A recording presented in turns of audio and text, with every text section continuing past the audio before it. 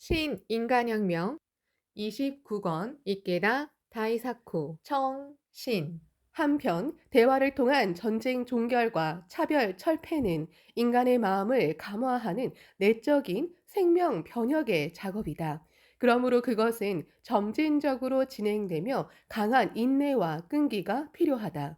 일단 분쟁이나 전쟁이 일어나 보복이 되풀이되면서 처참한 사륙이 오랫동안 이어지면 자칫 대화로 평화의 길을 열기에는 역부족이다라고 생각하면서 포기하고 절망하기 쉽다. 실은 여기에 평화를 향한 최대의 관문이 있다. 불법의 눈으로 보면 그 절망의 심연에는 인간의 불성을 믿지 못하는 근본적인 생명의 미혹, 다시 말해 원품의 무명이 있다. 세계 한국 평화 실현이란 다른 관점에서 보면 인간의 무명과 맞서 싸우는 대결이다.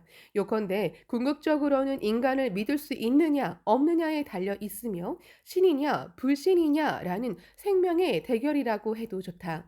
여기에 평화 건설을 향한 우리 불법자의 커다란 사명이 있음을 알아야 한다. 야마모토 시니치는 평화를 바라는 불법자로서 중소분쟁, 동서냉전 때도 소련의 코시긴 총리와 중국의 저우언나이 총리 그리고 미국의 키신저 국무장관 등 각국의 순회와 적극적으로 회담을 거듭했다. 또 종교 간의 대화와 문명 간의 대화에 힘써 21세기인 오늘날까지 기독교, 유대교, 이슬람교, 힌두교, 사회주의 국가 등의 지도자나 석학들과 솔직하게 대화하고 의견을 나눴다. 사람들과 대화하면서 종교, 이념, 국가, 민족은 달라도 평화를 희구하는 마음은 모두 같다는 사실을 알게 되었고 같은 인간이라는 좌표축이 정해지면 평화라는 도표를 그리는 일은 절대 불가능하지 않다는 사실을 강하게 실감했다. 변동하는 시대 속에서 종교는 사람들의 정신에 평화와 행복을 창조하는 지혜의 빛을 비춰야 할 사명과 책임을 가지고 있다. 그러려면 종교인이 함께 최고의 진리를 끊임없이 탐구하고 가르침을 스스로 비교, 검토하여 절차 탁마하는 등 향상하려는 노력을 반드시 해야 한다. 그렇게 하지 않으면 종교는 사회와 동떨어지게 된다. 그럼 무엇을 척도로 종교를 비교하고 검증해야 하는가? 쉽게 표현하면 인간을 강하게 만드는가, 약하게 만드는가, 좋게 만드는가, 나쁘게 만드는가, 현명하게 만드는가, 어리석게 만드는가로 요약할 수 있다. 또 종교끼리는 인류를 위해 얼마나 공헌할 수 있느냐를 서로 경쟁해야 한다. 다시 말해 초대회자 마키코지스네 사부로가 제창했듯이 인도적 경쟁에 힘을 쏟아야 한다. 무력으로 상대를 굴복시키는 것이 아닌 자타 함께의 행복을 위해 무엇을 하고 세계 평화를 위해 얼마나 능력 있는 인재를 배출했는가로 공감하고 감복하도록 해야 한다. 그리고 인류의 평화와 행복을 위해 필요할 때는 종교의 차이를 뛰어넘어 서로 협력하고 연대를 맺는 일도 중요하다. 시니치는 올해 7개의 종이 끝난다고 생각하자 미래를 향한 사색을 거듭하면서 21세기를 향해 그리고 인류의 평화를 위해 학회가 종교가 나아가야 할 길을 생각하지 않을 수 없었다. 그래서 종교의 올바른 자세 등을 놓고 윌슨 교수와 의견을 더 나누고 싶었다. 시니치와 교수는 그 뒤에도 유럽과 일본에서 여러 차례 대담을 나누고 편지로도 의견을 나눠 1984년 가을에 영업한 대담집 사회와 종교를 영국 맥도날드사에서 발간했다. 이듬해에는 일본어판을 강담사에서 발간했다. 그 뒤로도 대담집은 여러 언어로 번역되어 출판되었다. 서양과 일본, 종교 사회학자와 종교 지도자라는 다른 처지의 두 사람이 나눈 대화였지만 인류의 미래를 전망하는 정신의 공명음은 훌륭한 울림을 자아냈다. 기리시마 연사는 겨울 구름에 뒤덮여 엷은 햇살이 비치는가 싶다가도 눈발이 날리는 불안정한 날씨였다. 1979년 2월 1일 야마모토 시니치는 가고시마현의 규슈 연수 도량에 있었다. 3일에는 가고시마를 출발해 홍콩을 거쳐 인도를 공식 방문할 예정이었다. 시니치는 5년 전인 1974년 2월과 10월에 시르 벤가다 탄주 일 인도 대사와 회담하고 일본과 인도의 우호와 문화 교류를 주제로 대화했다. 그리고 두 번째 회담에서 대사는 시니치에게 인도를 방문해 달라고 요청했다. 그리고 이듬해인 1975년 2월 제1 인도 대사관을 통해 인도 문화교류위원회가 정식으로 초대하고 싶다는 편지를 보내왔다. 또 12월에는 탄 대사의 후임인 에리 곤살베스 대사와 회담할 때도 재차 인도를 방문해 달라는 요청이 있었다.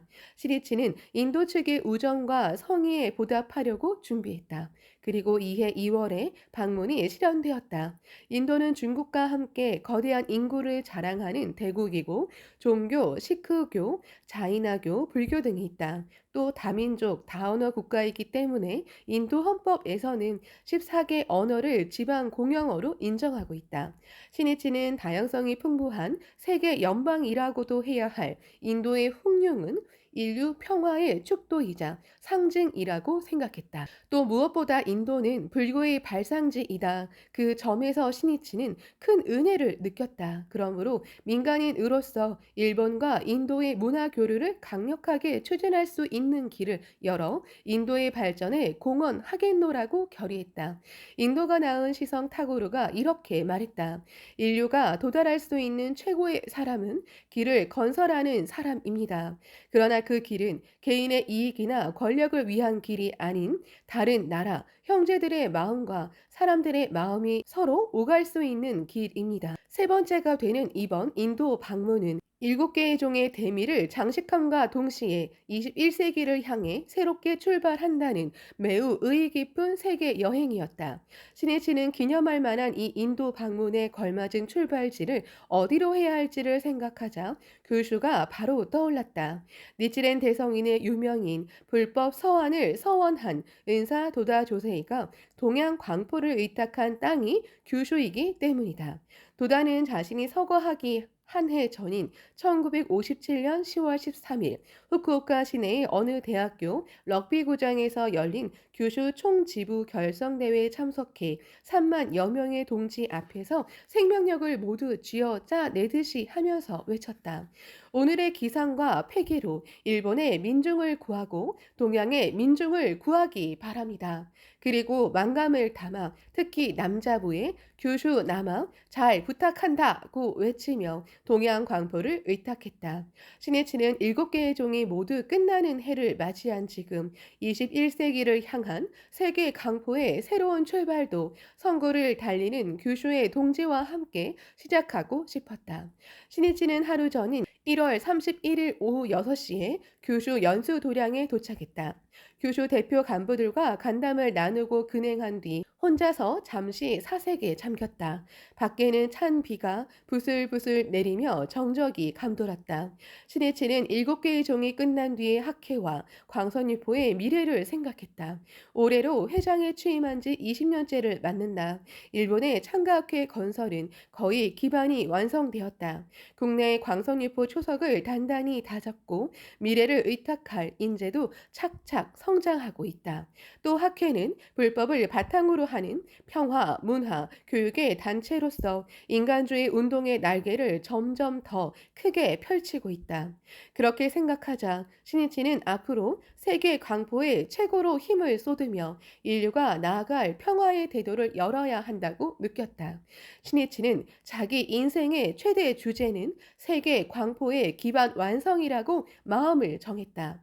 세계는 너무나도 크고 넓다. 빨리 그 사업에 전념하지 않으면 세계 광선유포의 때를 놓칠지도 모른다는 생각이 시니치의 가슴 속에서 소용돌이 쳤다. 7개의 종이 모두 끝나는 지금이야말로 결단을 내릴 때일지도 모른다고 생각했다. 2월 1일 시니치가 참석한 가운데 전통의 2월을 출발하는 규슈 기념 간부회가 규슈 연수 도량에서 개최될 예정이었다. 시니치는 간부회에 앞서 연수 도량 내에서 이동하기 편리하도록 설치한 다리에 테이프 커팅에 참석했다. 눈이 조금씩 날리면서 기리시마 산들이 하얀색으로 엷게 화장을 하는 듯 눈으로 덮여갔다.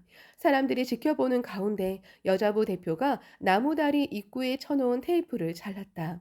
신이치는 모인 사람들에게 이렇게 물었다. 이 다리의 이름은? 모두 입을 모아 대답했다. 아직 없습니다. 선생님, 이름을 지어주십시오. 스니치가 곧바로 이렇게 제안했다. 1인교가 어떻습니까? 일본과 인도에 우호의 다리를 놓겠다는 의미와 결의를 담아 그렇게 지었으면 합니다. 환성이 오르고 박수가 일었다. 그러고 나서 신이치가 앞장서서 다리를 건넜다. 동행한 간부는 구두를 신은 신이치가 눈이 살짝 쌓인 다리를 건너다 넘어지면 어쩌나 하고 조마조마하면서 바라보았다. 신이치는 준비해준 동지의 진심으로 보답하고 싶은 마음에 다리를 건넜다. 그 사소한 행동에도 세계를 이으려는 신이치의 철학과 신념이 담겨 있었다. 성실과 성실이 서로 울리며 마음이 공명할 때 영원한 우정의 다리가 놓인다. 이해와 타산의 결합은 상황이 어떠냐에 따라 가랑류처럼 덧없이 사라지고 만다. 우정의 다리야말로 인간의 유대가 되고 더 나아가 항구 평화를 이루는 초석이 된다. 교수 기념 간부회는 오후 1시가 넘어 시작되었다. 대강당에는 선생님, 인도에 건강히 잘 다녀오세요 라고 쓴 현수막이 걸려 있었다. 모인 동지는 신이치가 의의 깊은 인도 방문을 교수에서 출발한다는 사실에 기쁘고 자랑스러웠다. 앞쪽에서 강당으로 들어간 신이치는 따뜻한 박수를 받으며 참석자들 사이를 걸어갔다. 그리고 대강당 맨 뒤쪽까지 가서 창가에 앉았다. 오늘은 여기서 여러분의 이야기를 듣겠습니다.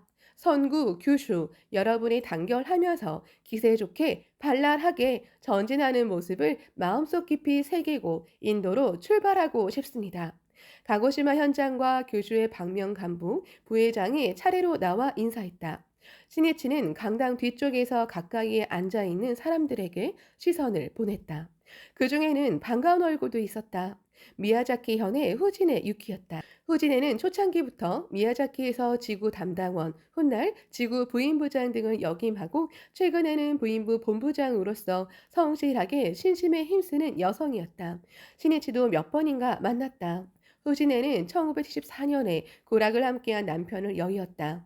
후진애를 최고로 이해해준 남편은 무엇이든 말할 수 있는 인생의 반려자이자 지역 강포를 함께 개척한 동지이기도 했다. 마치 마음속에 커다란 구멍이 뚫린 듯 기운을 잃고 말았다. 이듬해 12월 후진에는 규슈 연수 도량에서 신혜씨를 만나 대화를 나눌 기회가 있었다.